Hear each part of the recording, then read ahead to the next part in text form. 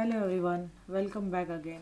कल मैंने आपको बताया था कि आपको लीगल नोटिस कब भेजना है और कितने दिन के अंदर भेजना है। आज मैं आपको बताने जा रही हूँ कि लीगल नोटिस आप जब ड्रॉवर को भेजते हैं, जिसने आपको चेक दिया था उसके एड्रेस पे भेजते हैं, और अगर वो बाउंस बैक होता है, अगर वो वहाँ नहीं मिलता है तो क्या करना चाहिए। देखिए, मोस्टली केसेस में ये ऐसे होता है कि जब भी हम ड्रॉवर को नोटिस भेजते हैं तो ड्रॉअर का एड्रेस गलत होता है, या फिर वो वहाँ से निकल के, मान लो अगर रेंट पे रह रहे हैं या कुछ, तो वहाँ से निकल के चले जाते हैं, कहीं और शिफ्ट हो जाते हैं, तो ऐसे में उनका एड्रेस ढूंढना बहुत मुश्किल हो जाता है। जब हम उनको नोटिस भेजते हैं और अगर हमको ये लिख के आता है कि एड्रेस नॉट फाउंड, तो उसमें डरने की कोई बात नहीं है। और भी हमको और तरीके हैं जिसके ज़रिए से हम उनको नोटिस भेज सकते हैं। नोटिस देने का मतलब, उनके एड्रेस पर पहुंचाने का मतलब ही यही है कि उनकी नॉलेज में ये बात आ जाए कि चेक बाउंस हो गया था और हम उनके ऊपर लीगली एक्शन ले लेंगे अगर ये उन्होंने रीपे नहीं किया।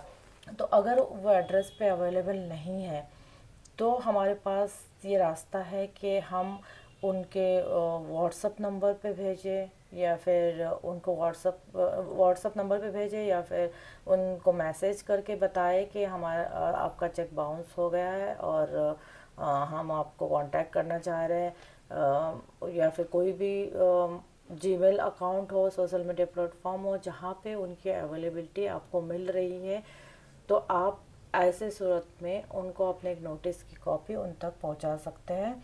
मेन इसका मकसद ही यही है कि उनकी नॉलेज में ये बात आना। जैसे ही ये उनकी नॉलेज में आ जाएगा, आपका टाइम वहीं से स्टार्ट हो जाता है। उनको अगर आपको रिप्लाई देना है तो वो आपको रिप्लाई दे देंगे, और आपका जो टाइम है, जो कोर्ट में जाने का टाइम है, आपका शुरू हो जाता है। कि ये इसमें नोटिस का जवाब, जैसे हम लोग 15 डेज़ का रखते हैं, तो 15 डेज़ का टाइम उनको दिया जाता है। तो 15 डेज़ तक हमें वेट करना होता है कि कोई वहाँ से रिप्लाई आ जाए। और जब वहाँ से कोई रिप्लाई नहीं आता है तो फाइनली हम अपने कोर्ट के प्रोसीजर के लिए तैयार रहते हैं।